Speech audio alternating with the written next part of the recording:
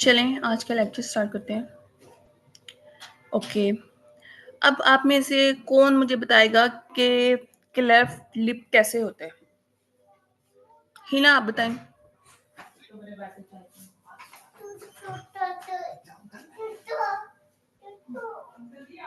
नहीं मालूम मैम। देखें, मैं आपको बताती हूँ। आप अगर अपनी कॉमन सेंस यूज करें, अगर ये देखें, ये आपको लाइट येलो नजर आ रहा है, सारा पिक्चर नजर आ रही है आपको? रिस्पॉन्ड करें। जी जी नजर आ रही है। अच्छा, जी मैम। ये देखें, ये जो लाइट येलो है ना, ये है मैक्सिलरी प्रोसेस। आपको पता है ना यहाँ पे मैक्सिला होता है। और ये देखें, अब नोज का हमने नोज को डिवाइड कर दिया है एक मीडियल नेजल प्रोसेस में, और जो पर्पल वाला है वो लेटरल नेजल प्रोसेस है। अब देखें, इसको अगर मीडियल नेजल प्रोसेस को हम डाउन ट्रैक करें, अगर जब ये नीचे आ रहा है तो इसका फ्यूजन नहीं हो रहा मैक्सिलरी प्रोसेस के साथ। सिंपल है ना ये देखें, ये मीडियल नेजल प्रोसेस जो है, जब ये मैक्सिलरी प्रोसेस के साथ फ्यूज नहीं हो रहा तो यहाँ पे कट हो जाएगा। Got my point? इसको जिसको हम क्लेफ्ट लिप कहेंगे। ये क्लियर हुआ? जी मैम। ओके, अब ये देखें, ये जो स्काई ब्लू हैं, ये हैं पैलेटाइन शेल्व्स। अगर पैलेटाइन शेल्व्स आपस में फ्यूज ना हो, और ये देखें, ये दरमियान में आ रहा होता है हमारे, अगर आप देखें तो नेजल सेप्टम आ रहा होता है, जिससे हमारा नोज डिवाइड होता है टू नेरीज में। अगर या पैलेटाइन शेल्व्स आपस में फ्यूज ना हो, देखें ना, यहाँ पे देखें, यहाँ पे तो नेजल सेप्टम नहीं है, तो या पैलेटाइन शेल्व्स आपस में फ्यूज ना हो, या क्या हो कि ये नेजल सेप्टम के साथ फ्यूज ना हो, तो ये हो जाएगा क्लेफ्ट पैलेट। अब ये क्लियर है आपको? Yes ma'am. ये एमसीक्यूज बहुत रिपीट होता है, क्लेफ्ट ओके। लिप कैसे होता है और क्लेफ्ट पैलेट कैसे होता है। चलें, अब हम करते हैं जेनिटल एम्ब्रियोलॉजी। फीम ऑलवेज रिमेंबर कि फीमेल्स में मीजोनेफ्रिक डक्ट जो होती है ना, डिजेनरेट्स कर जाती हैं, और पैरा मीजोनेफ्रिक डक्ट जो होती है ना, वो डेवलप होती हैं। Got my point? Mesonephric duct जो होती हैं डिजेनरेट कर जाती हैं, और पैरा मीजोनेफ्रिक डक्ट डेवलप होती हैं। अब मेल में क्या होता है? मेल में SRY जीन होता है वाई क्रोमोसोम पे। वो क्या प्रोड्यूस करता है? टेस्टिस डिटर्मिनिंग फैक्टर, जिससे क्या होता है? टेस्टिस की डेवलपमेंट होती है। ओके, अब क्या हुआ? टेस्टिस बन गई SRY जीन की वजह से। SRY जीन जो वाई क्रोमोसोम पे है वो प्रोड्यूस कर रहा है टेस्टिस डिटर्मिनिंग फैक्टर, जिससे टेस्टिस की डेवलपमेंट हो रही है। ओके, अब हमने पढ़ा था कि टेस्टिस के अंदर टू टाइप्स ऑफ सेल्स होते हैं। मुझे कौन बताएगा कि कौन से टू टाइप्स ऑफ सेल्स होते हैं?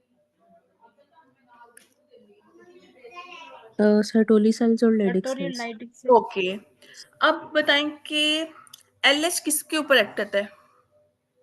लेडिक सेल्स पे। Latex cell. ओके, और क्या प्रोड्यूस करता है? टेस्टोस्टेरोन। ओके, और FSH किसके ऊपर एक्ट करता है? सर्टोली सेल्स पे। ओके, और क्या प्रोड्यूस करता है? अ, एंटीमोली हाँ, स्पर्मेटोजेनेसिस कराता है। Anti Mullerian anti Mullerian hormone hormone. अच्छा। करवाता है। बहुत फैक्टर, और इसके अलावा इसका एक और फंक्शन भी होता है, इनहिबिन प्रोड्यूस कर रहा होता है। इनहिबिन जिसने FSH को इनहिबिट करना है। Got my point? Three functions. Spermiogenesis most important है, स्पर्म्स की फॉर्मेशन। मलेरियन इनहिबिटिंग फैक्टर या एंटी मलेरियन हार्मोन, और इनहिबिन जिसने FSH को इनहिबिट करना है। अच्छा, अब ये देखें, वो यही बता रहे हैं। अब Sertoli cells create Mullerian inhibiting factor, MIF also called anti-Mullerian hormone that suppresses development of paramesonephric ducts. हमने पढ़ा ना कि फीमेल के अंदर कौन सी डक्ट्स होती हैं? पैरामीजोनेफ्रिक डक्ट। ये तो हमने ऐसे याद किया हुआ था कि फीमेल जो होती हैं वो पड़ोसन के घर जाती हैं, तो ये क्या होती हैं? पैरामीजोनेफ्रिक डक्ट। और मेल में क्या होती हैं? Wolffian duct, Wolff. Okay, okay, Leydig cells create androgen that stimulate development of mesonephric duct. अब मेल्स में मीजोनेफ्रिक डक्ट्स डेवलप होती हैं या वुल्फियन डक्ट्स।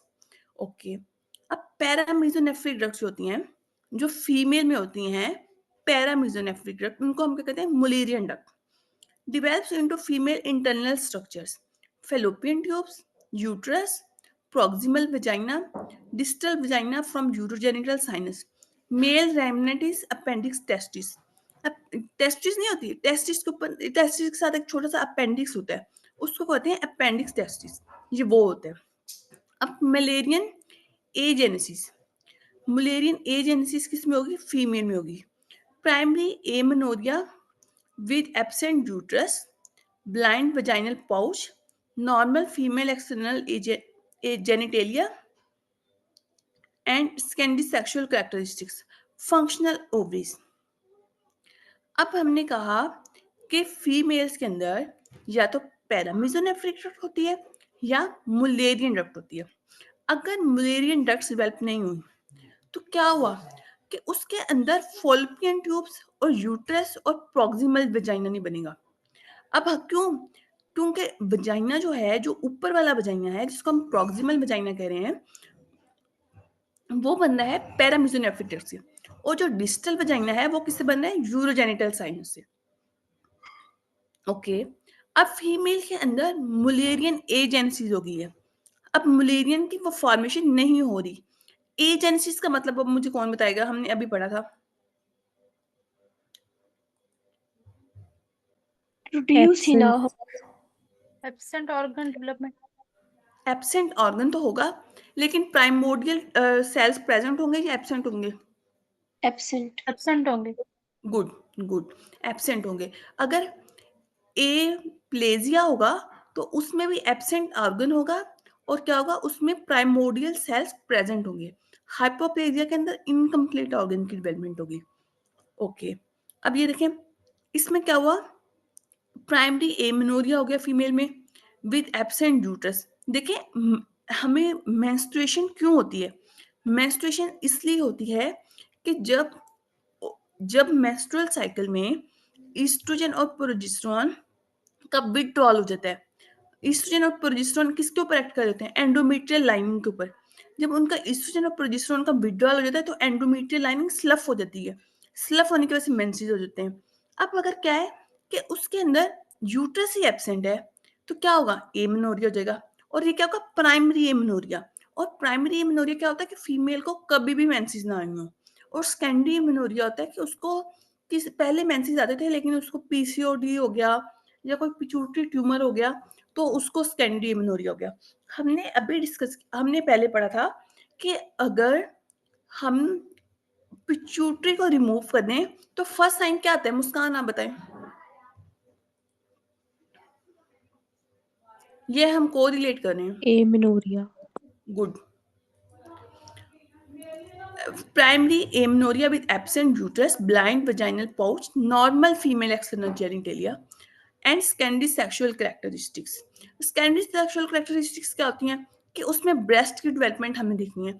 और ब्रेस्ट की डेवलपमेंट कौन करवाता है? ब्रेस्ट में फैट की डेपोजिशन कौन करवाता है? कौन बताएगा? ईस्ट्रोजन। एस्ट्रोजन तो रहता है। ब्रेस्ट में फैट की डेपोजिशन, और ब्रेस्ट में जो उसकी ड्यूरिंग प्रेगनेंसी जो उसकी डक्ट्स होती हैं उनकी डेवलपमेंट, हम कहते हैं ना ब्रेस्ट में 15 to 20 सेमिनिफेरस डक्ट्स होती हैं, वो करवा रहा होता है ईस्ट्रोजन। और जो उसके अंदर एल्विलाई और लब्यूल्स होते हैं उनकी डेवलपमेंट करवा रहा होता है progesterone. Okay, and secondary sexual characteristics, functional ovaries. ये देखिए ना, अगर ओवरीज फंक्शनल है तो उसकी वजह से normal female external genitalia and secondary sexual characteristics है। Okay, associated with urinary tract anomalies eg. Renal agencies.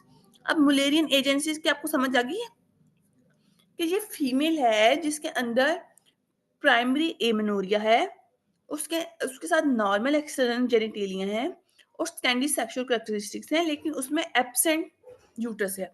अच्छा, अभी हमने पढ़ा था टेस्टिकुलर फेमिनाइजेशन सिंड्रोम। उसमें हमने पढ़ा था कि वो क्या होता है? वो फिनोटिपिकली क्या होती है? फीमेल होती है जिसके अंदर ब्रेस्ट की डेवलपमेंट होती है, उसके अंदर भी वजाइना डेवलपमेंट नहीं होती और यूट्रस नहीं होता, और उसके अंदर क्या होता है? टेस्टोस्टेरोन का लेवल बहुत हाई होता है। अब इनको आप डिफरेंशिएट कर लेंगे आपस में?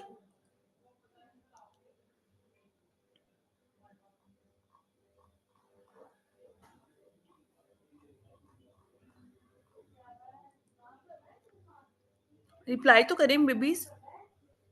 टेस्टिकल फेमिनाइजेशन सिंड्रोम दोबारा बता दें. टेस्टिकुलर फेमिनाइजेशन सिंड्रोम ये होता है कि मेल होता है उसके वो जीनोटिपिकली मेल होता है लेकिन जो फिनोटिपिकली होता है वो फीमेल होता है. ये पॉइंट क्लियर कि उसकी जो जी ठीक है. जीनोटाइप होती है वो XY होती है.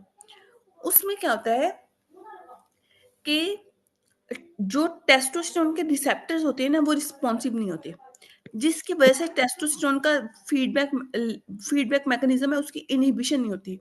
उसमें टेस्टोस्टेरोन का लेवल तो हाई होता है. ये पॉइंट क्लियर है. उसमें क्या ठीक है, होगा समझ आ फीमेल गई. उसके अंदर ना यूट्रस नहीं होगा वजाइना नहीं होगा और कुछ भी नहीं होगा लेकिन उसका जो वो होता है ब्रेस्ट है उसकी ब्रेस्ट की कंप्लीट डेवलपमेंट हुई होती है और उसके अंदर टेस्टोस्टेरोन के लेवल हाई होते हैं. ठीक है, समझ आ गई. Thank you. Okay. Associated with urinary tract anomalies e.g. renal agencies. अब मीजोनेफ्रिक डक्ट जो थी वुल्फियन डक्ट है मीजोनेफ्रिक ये है मेल के अंदर develops into male internal structure except prostate. Prostate नहीं डेवलप होता बाकी मेल के इंटरनल स्ट्रक्चर्स मीजोनेफ्रिक डक्ट से डेवलप होते हैं. कौन से? Seminal vesicles, epididymis, ejaculatory duct, ductus deferens. इसको आपने निमोनिक से याद करना है. Seed, seminal vesicles, epididymis, ejaculatory duct, ductus different. Female remnant is Gartner duct.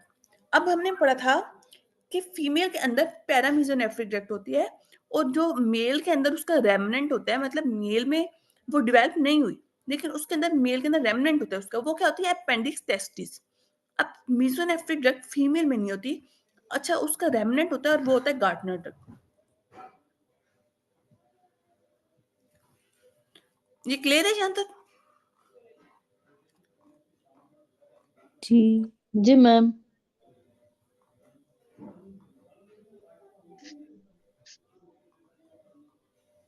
Okay. अब हम करते हैं sexual differentiation. Absence of Sertoli cells और lack of Mullerian inhibitory factor develop both male and female internal genitalia and male external genitalia streak gonads. अब वो कह रहे हैं कि अगर सर्टोली सेल्स नहीं है या मिफ नहीं है ठीक है जो मिफ होता है मुलेरियन इनहिबिटरी फैक्टर उसकी वजह से फीमेल इंटरनल जेनिटेलिया डेवलप नहीं होते. अगर मिफ नहीं है या सर्टोली सेल्स नहीं है सर्टोली सेल्स प्रोड्यूस करे थे ना मिफ तो क्या होगा कि दोनों जेनिटेलिया होंगे इंटरनल जेनिटेलिया और जो मेल के एक्सटर्नल जेनिटेलिया होंगे और एक्सटर्नली वो क्या होगा मेल होगा. हमने पढ़ा था कि टेस्टोस्टेरोन जो होता है टेस्टिस में बनता है उसके बाद वो प्रोस्टेट में जाता है और डाईहाइड्रोटेस्टोस्टेरोन बन जाता है. अच्छा उसको कौन सा एंजाइम इस रिएक्शन को मॉड्यूलेट कर रहा था? 5 अल्फा रिडक्टेज. और बिनाइन प्रोस्टेटिक हाइपरप्लेजिया में हम इसको ये दे रहे होते हैं 5 अल्फा रिडक्टेज इनहिबिटर्स दे रहे होते हैं. अच्छा अब अगर 5 अल्फा रिडक्टेज की डेफिशिएंसी हो गई है तो क्या होगा? Inability to convert testosterone into dihydrotestosterone, male internal genitalia, atypical external genitalia until puberty. When increased testosterone levels cause masculinization.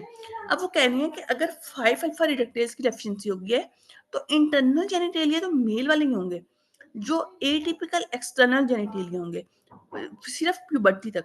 Puberty के बाद उसकी मस्कुलाइनाइजेशन हो जाएगी क्योंकि टेस्टोस्टेरोन के लेवल इंक्रीज हो जाएगा. ओके ये क्लियर है. अब आगे देखें. In the testis leading leads to male internal and external sexual differentiation. Sertoli shut down female internal sexual differentiation. Leading leads to both male and internal and external sexual differentiation. ठीक है. और Sertoli cells shut down female sexual differentiation. ये point clear है आपको? अब हम करते हैं यूट्राइन क्या होता है? Mullerian anomalies. Decreased fertility and increased risk of complicated pregnancy. For example, spontaneous abortion, prematurity, fetal growth restriction, malpresentation. अगर क्या हुए यूट्राइन की abnormalities हैं तो hysterosalpingogram of normal uterus demonstrate normal uterine cavity and intraperitoneal spill of contrast indicative of patent fallopian tubes. Okay. हमने कहा था ना कि जो फेलोपियन ट्यूब्स होती हैं वो इंट्रा एब्डोमिनल होती हैं। अगर हमने फ्लूइड डाला, हमने वजाइना से फ्लूइड डाला, हम हिस्टेरोसेपिंजोग्राम कर रहे हैं, तो वो नॉर्मल यूट्राइन कैविटी दिखाएगा, और वो जो फ्लूइड होगा अगर वो स्पिल हो गया एब्डोमेन में, तो इसका मतलब है कि पेटेंट है फेलोपियन ट्यूब्स। अब क्या कर रहे हैं, सेप्टेड यूट्रस क्या होता है, incomplete resorption of septum, common anomaly treat with septoplasty. देखें यहाँ पे आपको नजर आ रहा है ये सेप्टम, ये जो सेप्टम है ना ये वाला, इसकी रिजॉर्प्शन हो जाती है। अगर इसकी रिजॉर्प्शन ना हो तो ये सेप्टेड यूट्रस होगा। तो हम क्या करेंगे, इसकी सेप्टोप्लास्टी कर देंगे, सेप्टम को रिमूव कर देंगे। बाइकॉर्नोइड यूट्रस क्या होता है, incomplete fusion of Mullerian ducts. ये देखें, ये यहां से यूं जा रहे हैं ना, ये मुलेरियन डक्ट, ये एक मुलेरियन डक्ट है, ये दूसरी मुलेरियन डक्ट है, इनकी फ्यूजन होती है और यूट्रस बनते हैं। Okay, uterus didelphys, complete failure of fusion, double uterus, uterus didelphys क्या है, double uterus, cervix and vagina.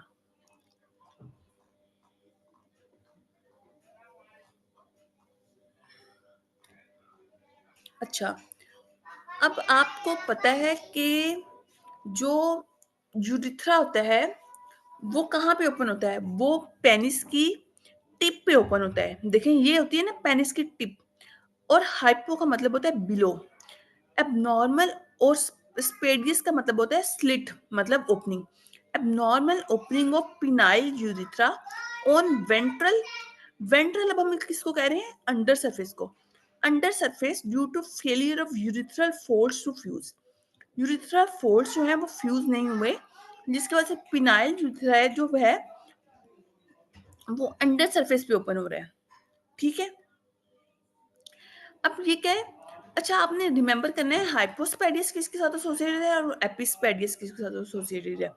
हाइपोस्पेडियस is more common than epispadias, associated with inguinal hernia.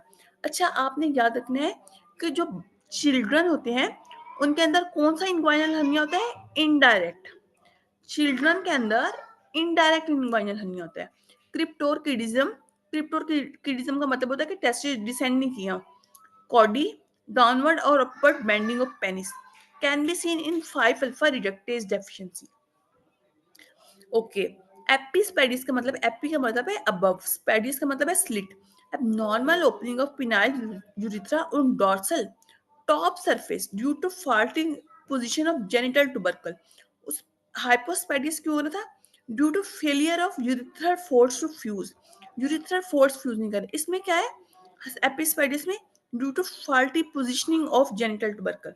Okay, जो एपिस्पेडियस है ये किसके साथ एसोसिएटेड है, exstrophy of the bladder, exstrophy of the bladder के साथ क्या एसोसिएटेड है, एपिस्पेडियस, और इंग्वाइनल हर्निया के साथ क्या एसोसिएटेड है, हाइपोस्पेडियस। ओके, अब हम पढ़ेंगे descent of testis and ovaries. Gubernaculum, gubernaculum क्या होता है कि ये एक बैंड होता है फाइब्रस टिश्यू का। ये मेल में क्या करता है, अब अच्छा ये क्या होते हैं कि ये ना फीटल लाइफ में होते हैं। अब उसके बाद इसका गुबरनेकुलम का रेमिनेंट क्या है मेल के अंदर, anchors testis within scrotum. Testis scrotum क्या होती है, अंदर होती है ना, तो वो टेस्टिस को स्क्रोटम के अंदर एंकर कर रहा है। अच्छा फीमेल में क्या है, ovarian ligament plus round ligament of uterus. Clear है ये। अब उसके बाद क्या है, प्रोसेसेस वेजाइनलिस। प्रोसेसेस वेजाइनलिस क्या होता है, ये एक पेरिटोनियल फोल्ड होता है जो क्या करता है कि टेस्टिस को डिसेंड करने में हेल्प करता है, वो बोथ टेस्टिस एंड ओवरीज। लेकिन जो टेस्टिस होती हैं वो ज्यादा डिसेंड होती हैं। ओके, अब जब टेस्टिस डिसेंड हो जाती है ना तो क्या होता है कि ये देखें, ये इसकी तरह एक, ये देखें एक सैक की तरह होता है। तो जो इसका डिस्टल पार्ट होता है ना ये टेस्टिस को कवर कर रहा होता है, और जो इसका प्रॉक्सिमल पार्ट होता है ना, अच्छा जो डिस्टल पार्ट होता है ना ये ओपन होता है और ये टेस्टिस को कवर कर रहा होता है, और जो इसका प्रॉक्सिमल पार्ट होता है ना ये क्लोज हो जाता है। अच्छा जब ये क्लोज हो जाता है ना इसको हम कहते हैं ट्यूनिका वजाइनलिस। लेकिन अगर ये क्लोज ना हो, ये पूरी तरह बंद ना हो, तो क्या होता है, इसको हम कहते हैं परसिस्टेंट प्रोसेस वेजाइनालिस। उससे क्या होगा कि टेस्टिस के अंदर फ्लूइड अक्युमुलेट हो जाएगा, जिसको हम कहते हैं हाइड्रोसी। गाइस ये क्लियर है तो दोबारा रिपीट कर दूं? मैम कर दें एक दफा रिपीट प्लीज। अच्छा, ये देखें, प्रोसेसेस वेजाइनालिस क्या होता है कि पेरिटोनियल का फ्लूइड, पेरिटोनियल का एक सैक होता है जो कि टेस्टिस को डिसेंड करने में हेल्प करता है। जब टेस्टिस डिसेंड हो जाती है ना, देखें टेस्टिस कब डिसेंड होती है, या तो फीटल लाइफ में बिफोर या few weeks after birth testis descend हो जाती हैं। उसके बाद जो प्रोसेस वेजाइनालिस होता है ना, ये ओब्लिटरेट हो जाते हैं, मतलब बंद हो जाता है, तो उसको हम कहते हैं ट्यूनिका वेजाइनालिस। अगर ये प्रोसेस वेजाइनालिस ओब्लिटरेट ना हो तो ये बना देगा परसिस्टेंट पेटेंट प्रोसेस वेजाइनालिस। तो उसमें क्या होगा कि फ्लूइड अक्युमुलेट हो जाएगा, जिसको हम कहेंगे hydrocele. Process vaginalis evagination of peritoneum forms tunica vaginalis. Persistent patent process vaginalis क्या बनाएगा, हाइड्रोसील। और ये फीमेल में इसका रेमनेंट क्या है, ये ओब्लिटरेट हो जाता है। क्लियर है ये?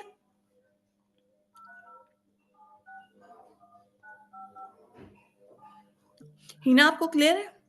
जी मैम। ओके ओके, अब हमने करना है गोनेडल ड्रेनेज। ऑलवेज रिमेंबर कि जो इंफीरियर वेना कैवा होता है, इंफीरियर वेना कैवा हमारी बॉडी में राइट साइड पे होता है, और जो एओर्टा होता है वो लेफ्ट साइड पे होता है। ये तो आपको पता होगा। अब देखें, लेफ्ट ओवरी है, ये टेस्टिस है, ये किस में ड्रेन होंगी, लेफ्ट गोनेडल वेन में। ओवरी या टेस्टिस ये किस में ड्रेन हो रही है, लेफ्ट गोनेडल वेन में। अब लेफ्ट गोनेडल वेन जो है, ये ऐसा नहीं है कि ये इंफीरियर वेना कैवा में डायरेक्ट ड्रेन हो जाएगी। क्यों? क्योंकि ये लेफ्ट साइड पे है। लेफ्ट साइड पे क्या था, एओर्टा, और बॉडी में राइट साइड पे क्या था, इंफीरियर वेना कैवा। तो ये ड्रेन होगा लेफ्ट रीनल वेन में। अब जब ये लेफ्ट रीनल वेन में जाएगा, उसके बाद लेफ्ट रीनल वेन किस में ड्रेन होगी, इंफीरियर वेना कैवा में। अब अगर देखें, ये है लेफ्ट रीनल वेन, और फिर उसमें ड्रेन होगा ये इंफीरियर वेना कैवा में। ओके, अब जो राइट ओवरी या टेस्टिस होती है, ये राइट गोनेडल वेन में ड्रेन होगा, और वो डायरेक्ट जाएगा इंफीरियर वेना कैवा में। ये पॉइंट क्लियर है आपको?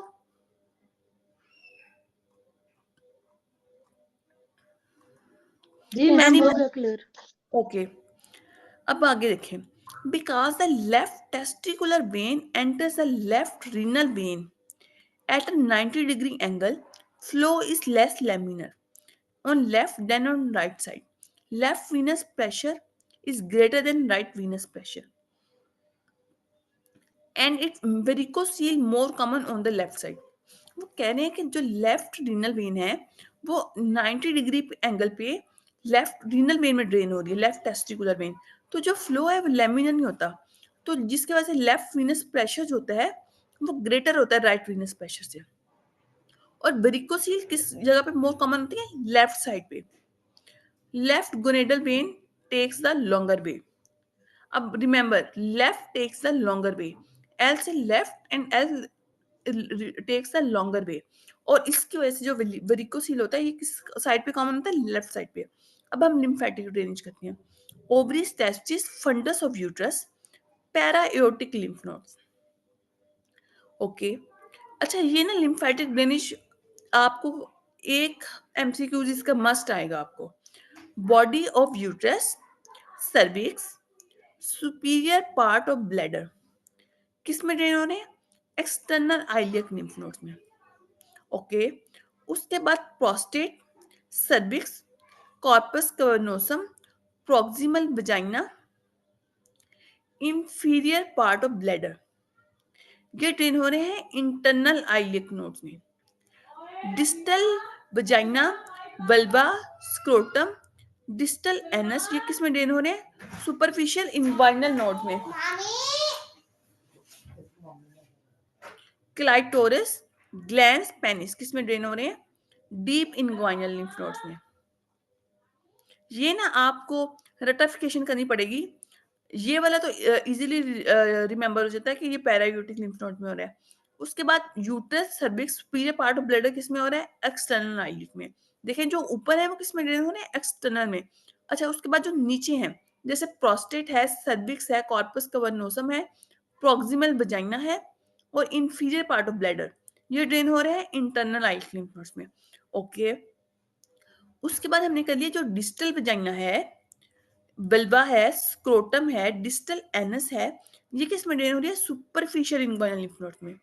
और always remember this question is very important, clitoris and glans penis किस में ड्रेन हो रहे हैं, डीप इंग्वाइनल लिम्फ नोड्स में।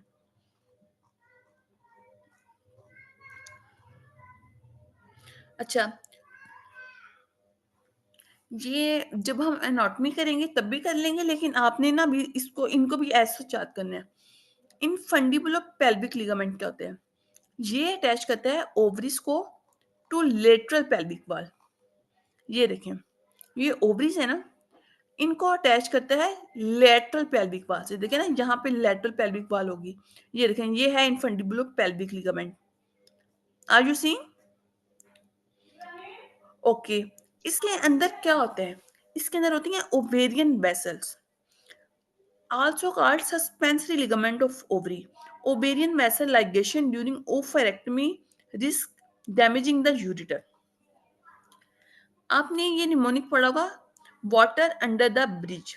यूरिटर नीचे होता है और इसके ऊपर ओवेरियन आर्टरी होती है। Got my point? Yes ureter ma'am. Ureter नीचे होता है और इसके ऊपर ओवेरियन आर्टरी होती है, इसको हम बोलते हैं water under the bridge. Okay अब यूरिटर जो होता है ये किसके ऊपर होता है, यूरिटर ऊपर होता है आइलियक आर्टरीज के, आइलियक आर्टरीज होती है ना उसके ऊपर होते हैं। ओके अब हम कहते हैं ओवेरियन लिगामेंट। ओवेरियन लिगामेंट क्या कहते हैं, ovary to uterine horn, uterine के हॉर्न के साथ ओवरी को अटैच कर होता है। ये क्या होता है, derivative of gubernaculum. Okay round ligament क्या था, ये भी डेरिवेटिव ऑफ गुबर्नैकुलम है, ये uterine horn to labia majora. Okay remember this. आप कहते हैं कि वो एमसीक्यूज देते हैं कि एक फीमेल थी जिसको कार्सिनोमा हुआ और अब वो उसके एक्सटर्नल जेनिटेलिया तक स्प्रेड हो गया, तो उसके एक्सटर्नल जेनिटेलिया तक कैसे स्प्रेड होगा, थ्रू राउंड लिगामेंट। क्यों, ये यूट्राइन हॉर्न को अटैच कर रहा है टू लेबिया मेजोरा और ये ट्रेवल करता है through inguinal canal, derivative of gubernaculum. Okay यहां तक क्लियर है आपको? ओके यस अब हम करते हैं ब्रॉड लिगामेंट। ये अटैच कर रहे हैं यूट्रस को लेटरल पेल्विक वॉल से। Remember infundibulo pelvic ligament attach कर रहा था ओवरी को लेटरल पेल्विक वॉल से। और यूट्रस का कौन सा लिगामेंट है, ब्रॉड लिगामेंट। ये ना बिल्कुल जैसे वो एक फेदर नहीं होता, जैसे एक शॉल होती है, इसने एक शॉल की तरह यूट्रस को कवर किया होता है। इसके अंदर क्या होती है, इसके अंदर स्ट्रक्चर्स होती हैं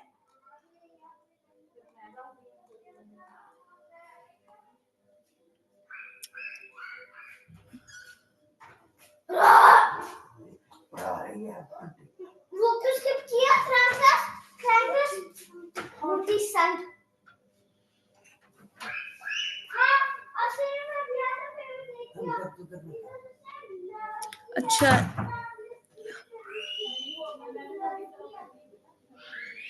ओके अब इसके बाद हम देखते हैं कार्डिनल लिगामेंट। अच्छा ये हम ब्रॉड लिगामेंट कर रहे थे, इसके अंदर ओवरी होती है, फेलोपियन ट्यूब होती है और राउंड लिगामेंट होता है। अच्छा ये यहाँ पे मुझे इन्होंने कोई उसको एज सच इसको अलग से हाईलाइट नहीं किया हुआ है। आई थिंक ये जो येलो वाला है ना, ये राउंड लिगामेंट ब्रॉड लिगामेंट होता है, ये वाला। ओके इसके अंदर देखें ओवरी आती है, फेलोपियन ट्यूब्स आती हैं और राउंड लिगामेंट आता है।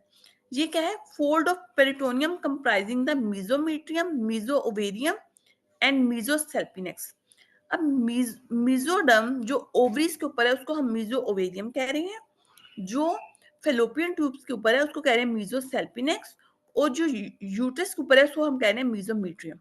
ओके अब हम कह रहे हैं cardinal ligament. Okay cardinal ligament, C से कार्डिनल लिगामेंट, सी से सर्विक्स। सर्विक्स को अटैच कर रहा है लेटरल पेल्विक वॉल से। हमने पढ़ा था ना कि इन फंडिबुलर पेल्विक ओवरी को अटैच कर रहा था और उसके अंदर ओवेरियन वेसल्स थी, और कार्डिनल लिगामेंट के अंदर क्या होती है, यूट्राइन वेसल्स होती हैं। Condensation at the base of broad ligament, uterine vessels ligation during hysterectomy risk damaging the ureter. Okay, अब यूट्रोसैक्रल लिगामेंट क्या होता है, इसके नेम से पता चल रहा है कि ये सर्विक्स को सैक्रम से अटैच करते हैं। अच्छा, ये वाला एमसीक्यूज भी बहुत आता है कि एक बच्चा है, वो प्ले कर रहा था या क्या कर रहा था कि उसके अंदर ना सडनली एक टेस्टिस में उसके पेन स्टार्ट हो गया और वो टेस्टिस जो है ना वो असेंड कर गई हैं, तो उसमें क्या हुआ है, उसमें टॉर्शन हो गई है, ट्विस्टिंग ऑफ। अच्छा, ये आई थिंक ये ओवरीज वाला है, और वो टेस्टिस वाला भी आपने रिमेम्बर करना है। Adnexal torsion, twisting of ovary and fallopian tube around in fundibulopelvic ligament and ovarian ligament. क्या होगा, compression of ovarian vessels in fundibulopelvic ligament, blockage of lymphatic and venous outflow, continuous arterial perfusion, ovarian edema, complete blockage of arterial inflow, necrosis, local hemorrhage. Associated with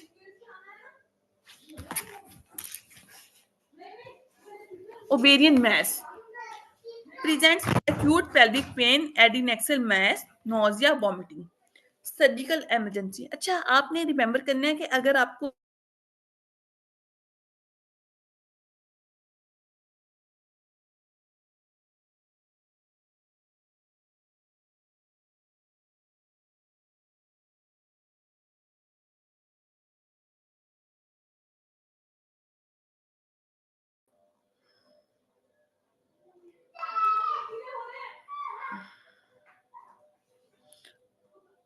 अच्छा, ये हम करेंगे histology में। अब हम करते हैं मेल रिप्रोडक्टिव एनाटॉमी।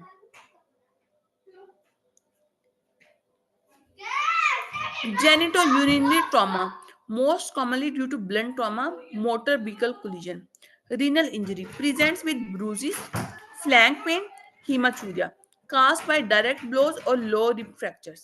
अब ब्लैडर की इंजरी में क्या होता है, it presents with hematuria, suprapubic pain, difficult wording.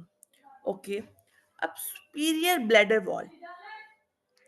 अच्छा, जो ब्लैडर होता है ना, इसकी जो ऊपर होती है ना, उसको हम बोलते हैं डूम।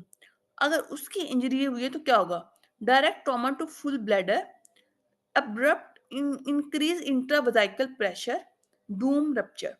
मतलब उसके सुपीरियर बॉल जो है, वो उसका बिगेस्ट पार्ट थी, वो रप्चर होगी। Intraperitoneal urine accumulation, peritoneal absorption of urine, increase burn, increase creatinine.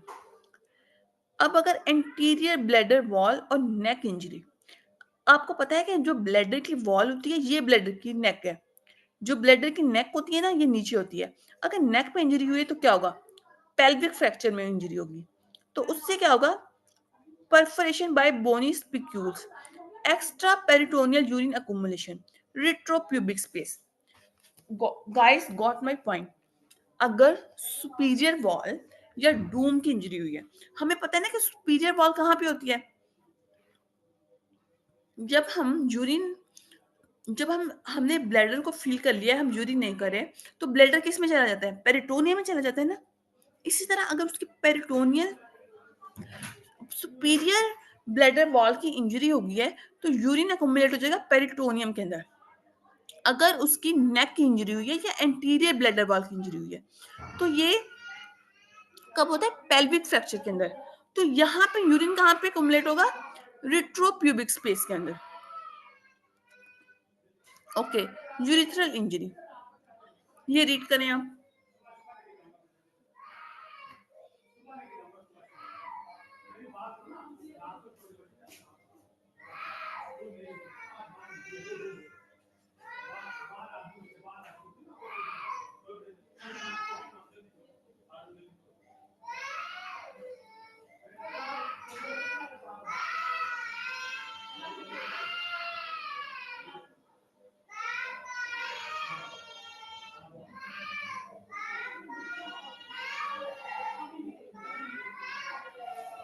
Okay, अब वो क्या कह रही हूँ, यूरिथ्रल इंजरी में क्या होता है, it occurs almost exclusively in males, presents with blood at urethral meatus, hematuria, difficult wording.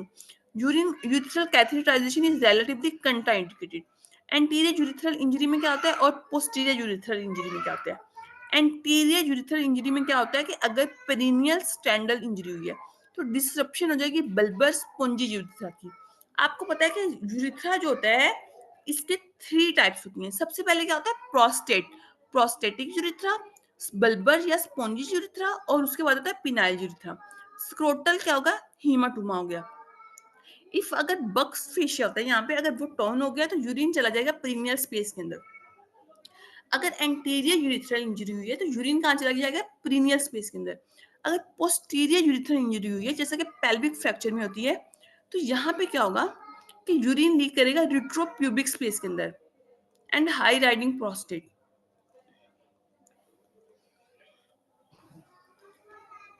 Autonomic innervation of male sexual response, erection,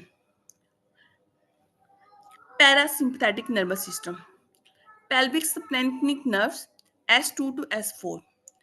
nitric oxide जो होता है, मैंने आपको बताया था कि सिर्फ 2 हार्मोन्स होते हैं जो जीएमपी यूज करते हैं, ये बताएंगी मुस्कान। सेकंड मैसेंजर जिनका साइक्लिक जीएमपी होता है, बताएं मुस्कान। मैं बताऊं? हाँ आप बताएं। ANP BNP. गुड ही ना। अच्छा ये देखें, अब क्या हुआ, नाइट्रिक ऑक्साइड से साइक्लिक जीएमपी ज्यादा हुआ, स्मूथ मसल की रिलैक्सेशन हुई, वेसोडाइलेशन हुई एंड प्रो इरेक्टाइल हुआ। नॉरेपिनेफ्रिन से क्या होता है, increase calcium, smooth muscle contraction, और उससे क्या हुआ, वेजो कंस्ट्रिक्शन हुई और एंटी इरेक्टाइल है। प्रो इरेक्टाइल क्या है, जो मतलब इरेक्शन कौन करवा रहा है, नाइट्रिक ऑक्साइड, और नॉरेपिनेफ्रिन क्या है, एंटी इरेक्टाइल है। इमिशन कौन करवा रहा है, इमिशन सिंपैथेटिक नर्वस सिस्टम करवा रहा होता है। Hypogastric nerve T11 to L2। आपको समझ आई कि पहले इरेक्शन होती है उसके बाद इमिशन होती है। जो सिक्रीशंस हैं इमिशन में वो सिंपैथेटिक नर्वस सिस्टम से होती हैं। उसके बाद एक्सपल्जन जो होती है वो किससे होती है, विजुअल एंड सोमैटिक नर्व से, पुडेंडल नर्व से। बस आप इरेक्शन और इमिशन को याद रखें, ये बहुत इंपॉर्टेंट है। जो इरेक्शन होती है वो पैरासिम्पैथेटिक नर्वस सिस्टम से होती है और जो इमिशन होती है वो सिंपैथेटिक नर्वस सिस्टम से होती है। Point, squeeze and shoot. S234 keeps the penis off the floor. Phosphodiesterase 5 inhibitors sildenafil, ये क्या करते हैं, डिक्रीज कर देते हैं साइक्लिक जीएमपी को और उसका डिक्रीज साइक्लिक जीएमपी ब्रेकडाउन। अब फास्फोडाइएस्ट्रेज इनहिबिटर्स देते हैं तो साइक्लिक जीएमपी का ब्रेकडाउन नहीं होता, जिसकी वजह से वेजोडाइलेशन हो जाती है और वो क्या करवाएगा, इरेक्शन करवाएगा।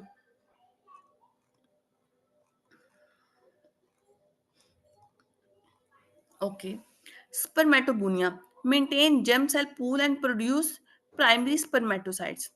ये क्या करते हैं, इनकी लोकेशन किसमें होती है, सेमिनिफेरस ट्यूब्यूल्स में, और ये क्या होते हैं, जर्म सेल्स होते हैं। Sertoli cells secrete inhibin B, inhibit FSH, secrete androgen inhibit binding protein, maintain local levels of testosterone, produce MIF. Tight junction between adjacent Sertoli cells form blood testis barrier, isolates gametes from autonomous autoimmune attack. Sport and nourish developing spermatozoa, regulates spermatogenesis, temperature sensitive. Decrease sperm production and decrease inhibin with increased temperature. देखें testis होती हैं ये body से बाहर इसीलिए होती हैं ताकि इनका टेम्परेचर लो होता है 2 डिग्री सेंटीग्रेड। अगर टेस्टिस बॉडी के अंदर होंगी, इंट्रा एब्डोमिनल होंगी, तो क्या होगा कि डिक्रीज होगी स्पर्म की production and inhibin. Okay, line seminiferous tubule, non germ sales. जो स्पर्मेटोगोनिया होते हैं जिससे स्पर्म सेल्स बनते हैं वो जर्म सेल्स होते हैं, ये non germ cells. Convert testosterone and androstenedione to oestrogen through aromatase. Sertoli cells are temperature sensitive, line seminiferous tubules, support sperm synthesis and inhibit FSH. Homologous of female granulosa cells. Increased temperature seen in varicocele and cryptorchidism. Leydig cell. Secrete testosterone in the presence of LH. Testosterone production unaffected by temperature. Interstitium, endocrine cells, homologue of female internal theca sales. ये तो clear है ना आपको? Yes, ma'am. Okay. Spermatogenesis begins at puberty with spermatogonia. Full development takes two months. Occurs in seminiferous tubule, produce spermatids that undergo spermiogenesis. Loss of cytoplasmic contents, gain of acrosomal cap to form mature spermatozoa. अब वो कह रहे हैं कि जो spermatids होते हैं उनमें क्या होती है, स्पर्मियोजेनेसिस होती है, उनमें एक्रोसोमल कैप लगती है, उनपे साइटोप्लाज्मिक कंटेंट्स होते हैं वो लॉस हो जाते हैं, तो मैच्योर स्पर्मेटोजोआ बनते हैं. Gonium is going to be a sperm. Zoon is zooning to egg. Tail mobility impaired in ciliary dyskinesia, Carter-Jenner syndrome, infertility.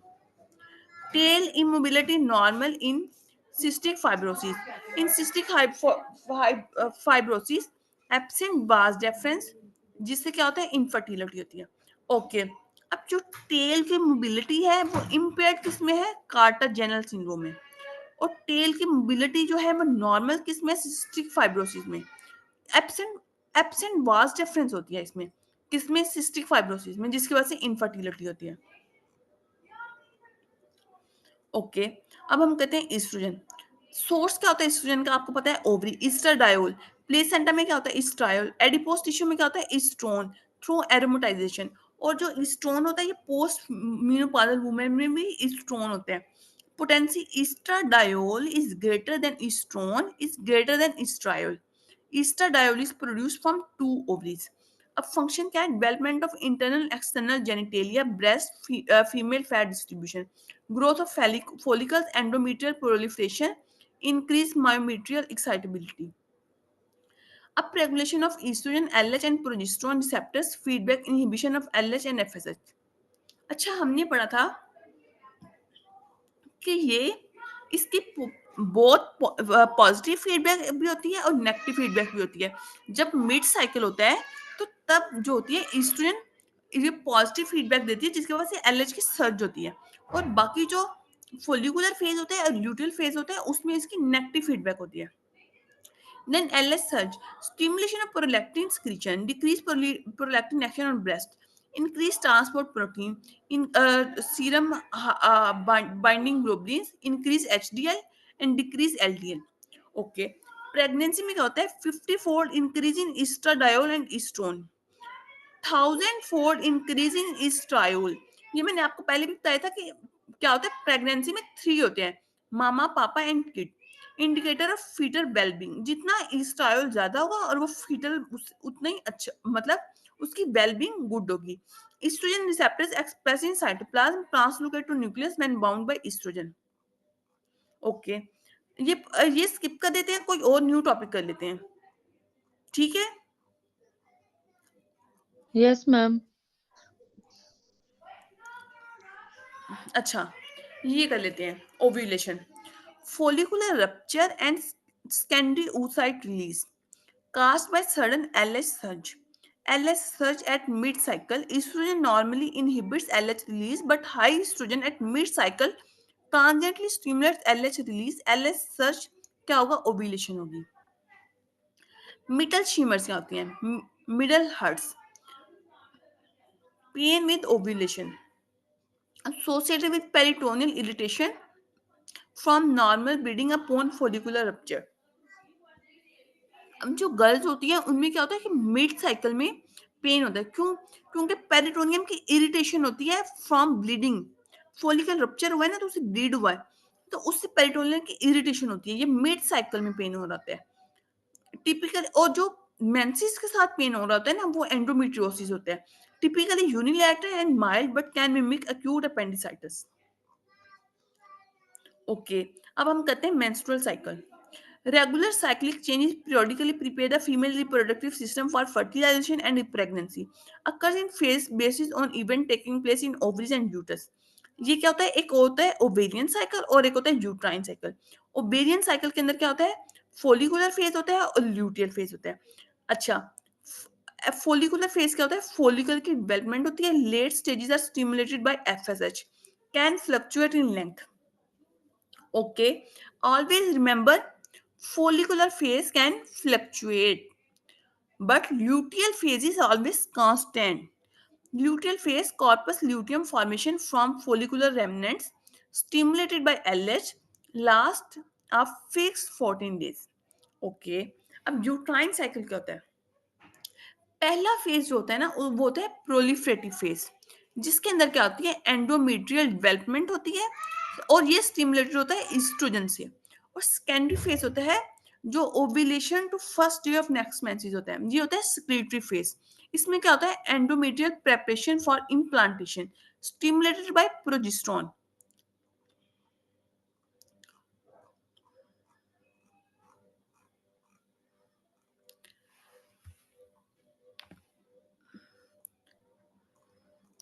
अब हम करते हैं प्रेगनेंसी।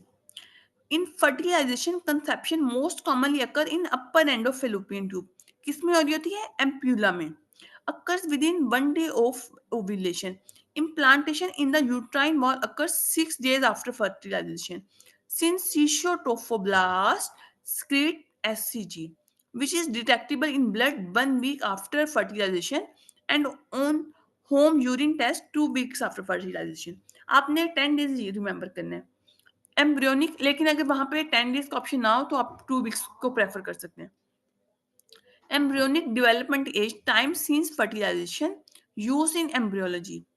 अब वो कह रहे हैं कि एम्ब्रियोनिक एज क्या होती है, कि हमने टाइम लिया है सिंस फर्टिलाइजेशन से। और जेस्टेशनल क्या होती है, time since first day of last menstrual period used clinically. हम जेस्टेशनल एज को लेते हैं, जो हम क्लिनिकली लेते हैं हम लेते हैं जेस्टेशनल एज, कि हम लेते हैं कि वो टाइम जब फर्स्ट डे था लास्ट मेंस्ट्रुअल पीरियड का। ग्रेविडिटी, ग्रेविडा क्या होता है, नंबर ऑफ प्रेगनेंसीज, और पैरिटी क्या होता है, number of pregnancies that resulted in live births. Placental hormone secretion generally increases over the course of pregnancy, but beta HCG peaks at 8 to 10 weeks of gestation. Okay. अब you remember कि HCG peak कब होता है? 8 to 10 weeks of gestation पे। Physiological changes in pregnancy are very important, very important. Okay. Maternal changes that nurture the developing fetus and prepare the mother for labor and delivery, mediated by increased hormones, estrogen, progesterone, and mechanical effects of gravid uterus. Cardiovascular पे क्या होता है? Decrease systemic vascular resistance and decrease after load. देखिए हम after load हम उसकी को कहते हैं ना कि जो एओर्टा का प्रेशर होता है, एओर्टा का प्रेशर क्या होता है? रेजिस्टेंस होती है।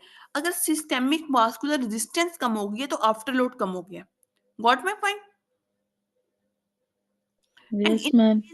And increase blood volume. हम कहते हैं ना कि जितना वीनस रिटर्न होता है उसको वो इक्वल होता है प्रीलोड के, या प्रीलोड डिपेंड कर रहा था वीनस रिटर्न पे। इंक्रीज ब्लड वॉल्यूम हो गया तो इंक्रीज प्रीलोड हो गया, जिससे क्या हुआ है? Increase stroke volume, increase cardiac output and increase placental perfusion. Increased heart rate is a major contributor to increased cardiac output in late pregnancy. Hemodilution क्या होता है कि decrease oncotic pressure and peripheral oedema. देखिए ना, हम कहते हैं कि प्रेगनेंसी के अंदर फिजियोलॉजिकल एनीमिया होता है। फिजियोलॉजिकल एनीमिया का मतलब होता है कि डाइल्यूशन हो जाती है जिसकी वजह से रेड ब्लड सेल्स कम हो जाती हैं। अब उसकी वजह से क्या, उसी तरह क्या हो रहा है कि जब फ्लूइड ज्यादा हो गया तो ऑनकोटिक प्रेशर क्या हुआ? कम हुआ। प्रोटीन्स का प्रेशर कैपिलरीज के अंदर कम हो गया, जिससे क्या हो रहा है? पेरिफेरल एडिमा हो रहा है। Points to be remember in cardiovascular: decrease afterload and increase preload, जिससे क्या होगा? इंक्रीज स्ट्रोक वॉल्यूम होगा और इंक्रीज कार्डियक आउटपुट होगी। अब कार्डियक आउटपुट किस पे डिपेंड करती है? स्ट्रोक वॉल्यूम पे और हार्ट रेट पे। अच्छा, स्ट्रोक वॉल्यूम तो इंक्रीज हो गया, लेकिन हार्ट रेट कब इंक्रीज होगा? लेट प्रेगनेंसी में। लेट प्रेगनेंसी में increase heart rate is a major contributor to increase cardiac output in late pregnancy. Okay, अब हम एंडोक्राइन में देखते हैं। एंडोक्राइन में ऑलवेज रिमेंबर कि फीमेल्स को क्या होती है? जेस्टेशनल डायबिटीज हो जाती है। वो क्यों होती है? Increase insulin resistance and secretion. Insulin क्या होगा? अगर इंसुलिन की रेजिस्टेंस होगी, तो मैंने आपको बताया था कि इंसुलिन कैटाबोलिक हार्मोन है या एनाबोलिक? कौन बताएगा? Anabolic. गुड। क्या होगा, increase lipolysis and fat utilization to preserve glucose and amino acids from for fetus. Pituitary enlargement, lactotroph hyperplasia, increase thyroid binding globulin, increase CBG, increase SHBG. Okay, gastrointestinal में क्या होता है, decrease GI motility, decrease lower oesophageal sphincter tone, गाल गाल bladder stasis. अब देखिए ना, remember lower oesophageal sphincter की टोन जब डिक्रीज हो जाएगी तो उसी से वॉमिटिंग होती है ना. प्रेगनेंसी में क्या होता है, हाइपर एमिसिस होती है. क्यों होती है कि लोअर इसोफेजियल स्फिंक्टर की टोन जो होती है ये डिक्रीज हो जाती है, और इसके ऊपर किसका इफेक्ट होता है, प्रोजेस्टेरोन का इफेक्ट होता है. Predisposes to constipation, GERD and gallstones. Hematological क्या होता है, dilutional anemia, increase plasma volume, plasma volume increase is more than RBC mass, hypercoagulable state, to decrease blood loss at delivery, increase micronutrient requirements predisposed to deficiency, iron folate. Musculoskeletal पे क्या होता है, lordosis, to relieve gravity center, joint laxity, to facilitate fetal descent. Skin पे क्या होता है, hyperpigmentation, for example melasma, linea nigra, areola darkening, striae gravidarum. Stretch marks, vascular changes क्या होती हैं, spider angiomas, palmar erythema and varicosities. Renal पे क्या होता है, बेजोडाइलेशन. Vasodilation से क्या होगा, increase renal plasma flow, increase GFR, decrease BUN and decrease creatinine, mild glucosuria, proteinuria, hydronephrosis and hydroureter. More prominent on the right, predispose to pyelonephritis. आपने किसकी याद रखनी है, कार्डियोवास्कुलर की, रेस्पिरेटरी की. इन दोनों की ना आपको फिंगर टिप्स भी होनी चाहिए, और रीनल की भी होनी चाहिए. रेस्पिरेटरी पे क्या होता है, respiratory centre stimulation, chronic hyperventilation, increase VI, unchanged respiratory rate, mild respiratory alkalosis. देखिए ना, हाइपर वेंटिलेशन हो रही है जिसकी वजह से क्या हो रही है, रेस्पिरेटरी अल्क्लोसिस हो रही है. To increase fetal carbon dioxide elimination. Okay, ये एबगार स्कोर तो गायनी वालों के लिए इंपॉर्टेंट है. अच्छा, अब हम ये कर लेते हैं, low birth weight and high birth weight. Low birth weight अगर लेस देन 2500 ग्राम से कम होगा ना तो उसको लो बर्थ वेट कहेंगे. अगर वो 4000 ग्राम से ज्यादा होगा तो उसको हाई बर्थ वेट कहेंगे. इसके रिस्क फैक्टर्स क्या होते हैं, प्रीमेच्योरिटी, फीटल ग्रोथ रिस्ट्रिक्शन. और हाई बर्थ वेट के क्या होते हैं, कॉन्स्टिट्यूशनल, जेनेटिक. मैटरनल में क्या होता है, ओबेसिटीज एंड डायबिटीज मेलाइटिस. कॉम्प्लिकेशंस क्या होते हैं, इंक्रीज मोर्टेलिटी और इंक्रीज मॉर्बिडिटी. इसमें क्या होता है, इंक्रीज रिस्क ऑफ मैटरनल और फीटल ट्रॉमा, शोल्डर डिस्टोशिया. अब हम करते हैं menopause. Diagnosed by amenorrhea for 12 months. Decrease estrogen production due to age-linked decline in number of ovarian follicles. Average age at onset is 51 years. Earlier in people who smoke tobacco. Usually preceded by 4 to 5 years of abnormal menstrual cycle. Source of estrogen, estrone. देखा, जो post menopausal होती हैं उनमें वो दोबारा से single हो जाती है ना, तो उनमें होता है estrone. After menopause become peripheral conversion of androgens, increase androgens in. और क्या होता है, उससे हिर्सुटिज्म हो जाते हैं. हिर्सुटिज्म होता है कि जो फीमेल में जो बियर्ड मुस्टैच आ जाते हैं उसको कहते हैं hirsutism. Increase FSH specific for menopause. देखिए, एस्ट्रोजन अगर कम हो गया है तो फीडबैक मैकेनिज्म तो जा ही नहीं रहा. एस्ट्रोजन का नेगेटिव फीडबैक होता है ना सिवाय मिड साइकिल के, तब पॉजिटिव होता है. तो क्या होगा कि एफएसएच का लेवल ज्यादा हो जाएगा. Loss of negative feedback on FSH due to decrease oestrogen. Hormonal changes क्या होते हैं, decrease oestrogen, increase FSH and increase LH. Remember, जो पीसीओज होती है ना उनमें एलएच टू एफएसएच की रेशियो ज्यादा होती है. और अगर फीमेल रिप्रोडक्टिव ईयर्स में है तब भी एलएच टू एफएसएच की वैल्यू ज्यादा होती है. लेकिन अगर वो प्यूबर्टी उसने गेन नहीं की तब एफएसएच टू एलएच रेशियो ज्यादा होती है. इंक्रीज जीएनआरएच, इसमें क्या होता है, हॉट फ्लैशेस होते हैं, एट्रोफी ऑफ द वजाइना हो जाती है, ओस्टियोपोरोसिस हो जाती है, coronary artery disease and sleep disturbance. Menopause before age 40 suggest primary ovarian insufficiency. इसको कहते हैं प्रीमेच्योर ओवेरियन फेलियर में occur in females who have received chemotherapy और रेडिएशन थेरेपी। अच्छा ये हम कर लें लैक्टेशन, बताएं। कर लेते मैम। करवा दो मैम। ओके, लैक्टेशन सिर्फ एक दो बच्चे बोलते हैं, सब पार्टिसिपेट किया करें ना। After parturition and delivery of placenta, rapid decrease in oestrogen and progesterone this inhibits prolactin initiation of lactation. वो कह रहे हैं कि डिलीवरी के बाद क्या होता है, प्रेगनेंसी को कौन से हार्मोन्स मेंटेन रखते हैं, एस्ट्रोजन और प्रोजेस्टेरोन। जब इनका लेवल डिक्रीज हो जाता है तो क्या होता है कि ये दोनों इनहिबिट कर रहे होते हैं प्रोलैक्टिन को, प्रोलैक्टिन के एक्शन को ब्रेस्ट के ऊपर।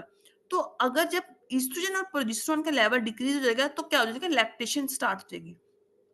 Suckling is required to maintain milk production and ejection since increased nerve stimulation increase oxytocin and prolactin. Prolactin क्या करता है, मिल्क की प्रोडक्शन करता है, induces and maintains lactation and decrease reproductive function. Oxytocin क्या करता है, मिल्क लेट डाउन करता है, also promotes uterine contractions. अच्छा एक और आप याद रखें कि जो ऑक्सीटोसिन होता है ये वाटर की रिटेंशन भी करवा रहा होता है। Breast milk is the ideal nutrition for infants less than 6 months old. Certain immunoglobulins conferring positive passive immunity, mostly IgA, macrophages, lymphocytes. Breast milk reduces infant infection and is associated with decreased risk for child to develop asthma, allergies, diabetes mellitus, and obesity. Guidelines recommend exclusive breastfeed infant get vitamin D and possibly iron supplementation. Breast, वो कह रहे हैं कि जो guideline recommend करती है कि जो एक्सक्लूसिव ब्रेस्ट फीड इन्फेंट्स हैं उनको विटामिन डी और हमने आयरन के सप्लीमेंट्स देने हैं। Breast feeding facilitates bonding with the child, और इसकी वजह से ब्रेस्ट का जो होता है वो कम हो जाता है। ये मैंने आपको टेस्टोस्टेरोन और डाइहाइड्रोटेस्टोस्टेरोन के आपको मैंने डिफरेंशिएट करवा दिया था बीआरएस में।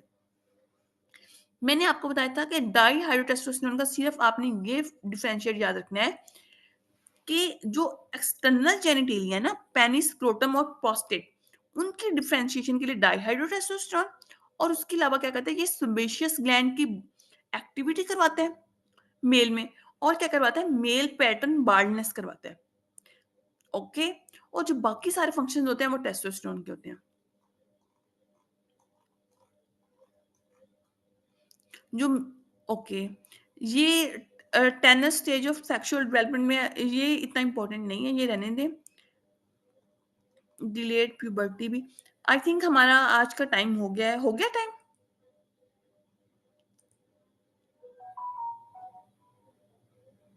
या कंटिन्यू करें अभी?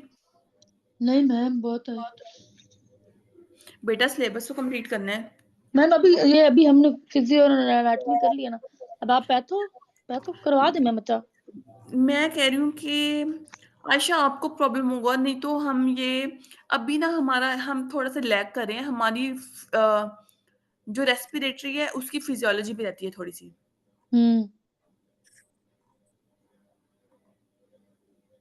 अच्छा ये मैम किस टाइम आप देना चाह रही है लेक्चर? मैं चाह रही हूँ कि मैं 11 to 12:30 तक दे दूँ और ना रिप्रोडक्टिव की, क्योंकि ना ये मॉर्निंग पे या अभी रात पे? आप रात को रेडी हैं करने के लिए? नहीं, सुबह मैंने जाना होता है। तो अभी कोई ऑफ डे नहीं आएगा संडे के अलावा? नहीं, ये मॉर्निंग में कर लेते हैं फिर। या हम ऐसा करते हैं कि देखिए ना, हमारी पल्मों की फिजियो भी रहती है, तो हम ऐसा करते हैं कि 3 क्लासेस ले लेते हैं फ्राइडे को और 3 ले लेते हैं संडे को। क्या ख्याल है? ठीक है मैम। ठीक है। क्योंकि मेरा सिलेबस तो कंप्लीट करना है। अच्छा ये कर लेते हैं हम, diagnosing disorders by sex hormones, increase testosterone, increase LH, किस में हो रहा है? एंड्रोजन इनसेंसिटिविटी सिंड्रोम में। एंड्रोजन इनसेंसिटिविटी सिंड्रोम को ही हम बोलते हैं testicular feminization syndrome. Got my point? जो मैंने आपको बताया था Yes. ना कि जो फीमेल है जिसकी जी, जीनोटाइप जी। जो है XY है और उसमें ब्रेस्ट की डेवलपमेंट हुई है और उसमें टेस्टोस्टेरोन का लेवल हाई होगा। ओके, अब क्या है, टेस्टोस्टेरोन स्क्रीटिंग ट्यूमर है या हमने एक्सोजिनस एंडोजेनिक स्टेरॉइड्स दे रहे हैं, तो टेस्टोस्टेरोन का लेवल तो इंक्रीज होगा, लेकिन रिमेंबर इसमें एलएच का लेवल डिक्रीज होगा। ओके, अब अगर हम हाइपरगोनेडोट्रोफिक हाइपोगोनेडिज्म है, तो उसमें क्या होगा कि टेस्टोस्टेरोन का लेवल कम होगा और एलएच का लेवल ज्यादा होगा। ये देखें, हाइपोगोनेडिज्म से याद रखें कि जहां पे भी हाइपोगोनेडिज्म है ना, तो गोनेड्स की डेवलपमेंट किससे होती है, टेस्टोस्टेरोन से। जहां पे भी हाइपोगोनेडिज्म आएगा तो वो टेस्टोस्टेरोन का लेवल कम होगा।